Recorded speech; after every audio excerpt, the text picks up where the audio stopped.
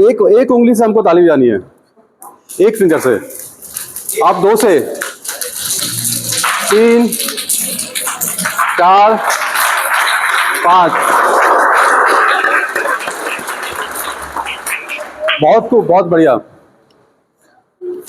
तो भारतीय ज्ञान परंपरा ने एक अद्भुत रत्न संसार को दिया है, एक ऐसा टूल दिया है जिससे कि व्यक्ति के जीवन की गुणवत्ता, क्वालिटी ऑफ लाइफ बहुत अच्छी हो सकती है। और उस टूल का नाम, उस अद्भुत उपहार का नाम है मेडिटेशन या ध्यान। आप में से कितने बच्चों ने ध्यान के बारे में, मेडिटेशन के बारे में कभी सुना है या कभी भी किया है? Raise your hands. 60, 70, 80% ने, ज़्यादातर ने किया है। बहुत अच्छा, हाथ नीचे कर लो।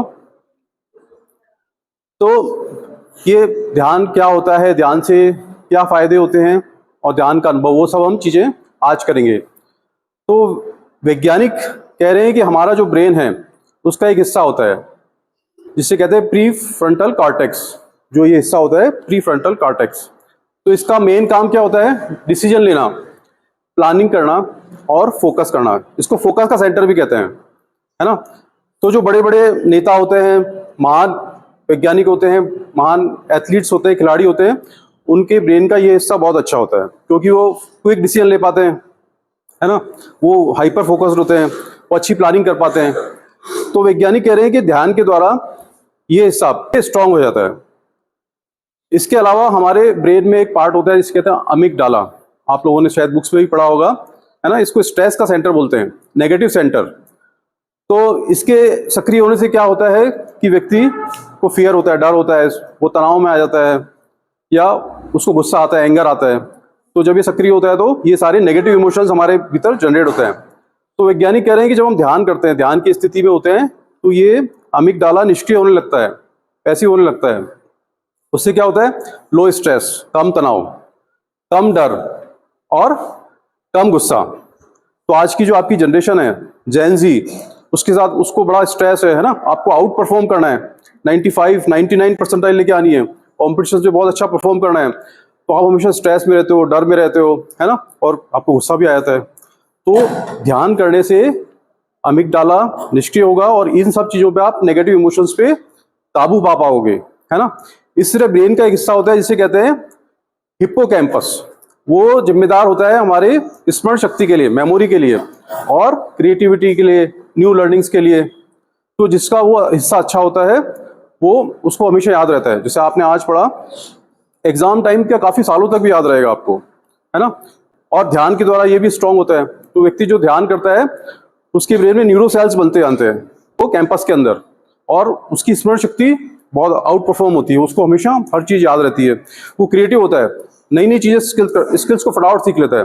मान लो आप कोई कोडिंग लैंग्वेज सीख रहे हो, एक व्यक्ति को 1 साल लग रहा है और दूसरा 2 महीने में सीख लेता है। क्यों? क्योंकि उसका ब्रेन का ये हिस्सा मजबूत होता है और ध्यान करने से ये अच्छा होता है ना। तो हमारा जो ब्रेन है वो एक तरह का एक डिवाइस है जिससे इलेक्ट्रोमैग्नेटिक वेव्स निकलती है। तो नॉर्मली उससे बीटा वेव्स निकलती है। कौन सी निकलती है? और हम बीटा स्टेट में रहते हैं, मतलब नेगेटिव स्टेट में रहते हैं। हम हमेशा, हमें कुछ चाहिए, डिजायर्स होती है हमारी, या हम स्ट्रेस में होते हैं, हमको कुछ पाना होता है ना, ये नेगेटिविटी होती है। लेकिन जब ध्यान करते हैं तो ये बीटा वेव्स कम हो जाती है और अल्फा वेव्स बढ़ जाती है और हमारा ब्रेन जो है अल्फा स्टेट के अंदर आ जाता है। तो जो बड़े बड़े ध्यानी होते हैं, गुरु होते हैं, वो बड़े शांत होते हैं, रिलैक्स होते हैं, है ना, तनाव से फ्री होते हैं। वो इतने अच्छे होते हैं कि उनके पास से भी अगर आप निकल जाओ तो आप भी शांत हो जाओगे, आप भी रिलैक्स हो जाओगे। ऐसा कभी फील किया आपने, ऐसा कोई व्यक्ति? तो वैज्ञानिक बता रहे हैं कि अल्फा वेव्स का जो प्रभाव है वो व्यक्ति को रिलैक्स करता है, शांत करता है, और ध्यान की स्थिति में हम इस स्टेट में आ जाते हैं, है ना। और जो व्यक्ति इस स्टेट में होता है वो खुद तो अच्छा होता ही है, खुद तो रिलैक्स होता ही है, उसके जो आसपास के लोग होते हैं, चारों तरफ के लोग होते हैं, उनके ऊपर ही प्रभाव होता है ना। ये रेडिएशन जो है बाकी लोगों को भी प्रभावित करता है।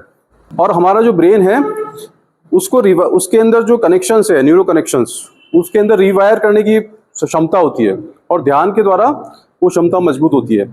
इसका मतलब क्या है कि हम अपनी पर्सनैलिटी को चेंज कर सकते हैं।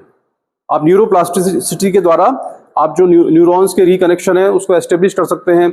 आपके जो व्यवहार है, आपके जो विचार हैं, अच्छे विचार ला सकते हो, अच्छी भावनाएं पैदा कर सकते हो, और सबसे इंपॉर्टेंट अच्छी आदतें बना सकते हो। तो अच्छे विचार, अच्छी भावना, अच्छी आदतें, इन सबको जो मिला लेते हैं तो हमारा व्यक्तित्व बनता है, पर्सनैलिटी। तो आपका जो भी पर्सनैलिटी है या उसमें जो भी इश्यूज हैं आपको लगता है मैं बहुत डरपोक हूँ, मेरा कॉन्फिडेंस कम है, मैं इंटेलिजेंट कम हूँ, मुझे कम याद रहता है, वो सारी चीज़ें आप प्रॉब्लम सॉल्व कर सकते हो मेडिटेशन के द्वारा। तो क्यों ना हम ये चीज़ें सीखें, इसको सीखें, इस टूल को, है ना, जिससे इतने फायदे हैं और ये भारतीय ज्ञान परंपरा का अद्भुत देन है। तो इसको हमको सीखना है, इसका अभ्यास नियमित रूप से करना है, जिससे कि हम हर क्षेत्र में आगे बढ़ पाएं, हम आउट परफॉर्म कर पाएं, हाईएस्ट पीक परफॉर्मेंस दे पाएं। तो हम इसका अभ्यास करेंगे। रीढ़ की हड्डी सीधा करके बैठेंगे सब बच्चे, बिल्कुल सीधा रीढ़ की हड्डी, आंखें बंद, क्लोज योर आईज, दोनों हाथ घुटनों पे रख सकते हैं, आंखें बंद कर लेंगे। सिर से लेके पांव तक पूरा शरीर स्थिर रहेगा, शरीर में कोई गति नहीं होगी, बॉडी रॉक स्टिल।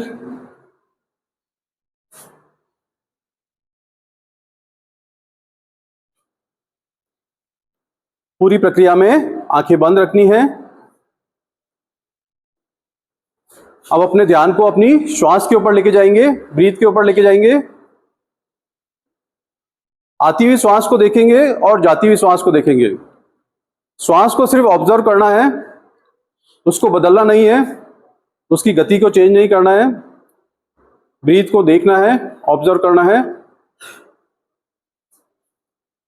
शरीर स्थिर है और हमारी श्वास भी धीरे धीरे गहरी हो जाती है, धीमी हो जाती है। पूरा ध्यान श्वास के ऊपर। अब अपना ध्यान दोनों बाहों के बीच में लेके जाएंगे, आईब्रोज के बीच, जहां हम टीका या बिंदी लगाते हैं। पूरा ध्यान आईब्रोज के बीच में। जो भी विचार आ रहे हैं, थॉट्स जो भी आ रहे हैं, उन्हें आने देंगे, उन्हें बदलना नहीं है, उन्हें साक्षी भाव से अनुभव करना है। जैसे कि एक फिल्म चल रही हो, जो भी थॉट्स चल रहे हैं उन्हें एक फिल्म की तरह देखना है, अपने आप को अलग रखते हुए। शरीर स्थिर है, श्वास धीमी है और अब धीरे धीरे मन भी शांत हो रहा है, विचार शांत हो रहे हैं। रिलैक्स, और भी रिलैक्स, और भी रिलैक्स। पूरी तरह रिलैक्स होते जा रहे हैं हम। इस स्थिति में ना कुछ जानना है, ना कुछ करना है, ना कुछ सोचना है। एफर्टलेसली इस स्थिति को अनुभव करना है।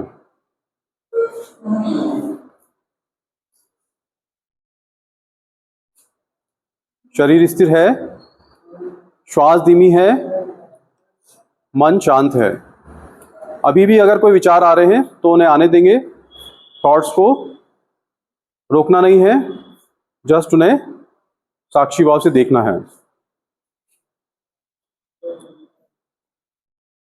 अब अपना ध्यान वापस अपनी श्वास पे लेके जाएंगे।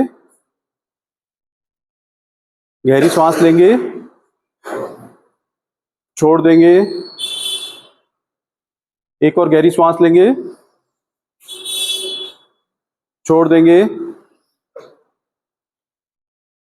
फिर से गहरी सांस लेंगे, छोड़ देंगे। अब अपने शरीर के प्रति सजग हो जाएंगे, अपनी बॉडी के प्रति अवेयर हो जाएंगे। Be aware of your body.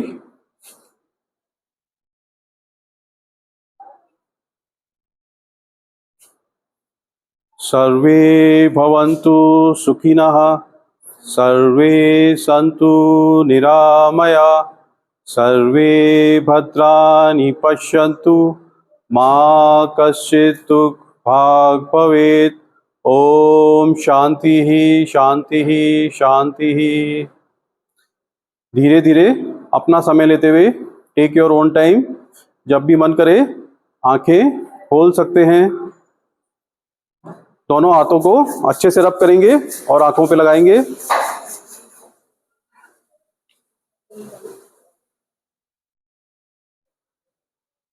Now कैसा फील हो रहा है आपको? पहले कैसा था और अब कैसा फील हो रहा है? अभी आप अल्फा स्टेट के अंदर गए थे, जिसकी बात मैं कर रहा था। उससे पहले बीटा में थे। अभी बिल्कुल रिलैक्स, शांत, high efficient, less stress, less fear, no anger, है ना। तो इसको कंटिन्यूस प्रैक्टिस करना पड़ेगा अपने को डेली 10 मिनट 15 मिनट। आप देखो कि आप आउट परफॉर्म करोगे। हमारी जो पोटेंशियल है उसका 2% ही यूज करते हैं हमारी लाइफ में, हम हमारे ब्रेन का 2% ही यूज करते हैं, है ना। अगर हम 3, 4, 5% भी यूज कर पाए तो हमें कोई भी अल्बर्ट आइंस्टीन या स्वामी विवेकानंद बनने से नहीं रोक सकता। तो मेरी शुभकामनाएं आपके साथ है। बहुत बहुत धन्यवाद। Thank you very much. Thank you.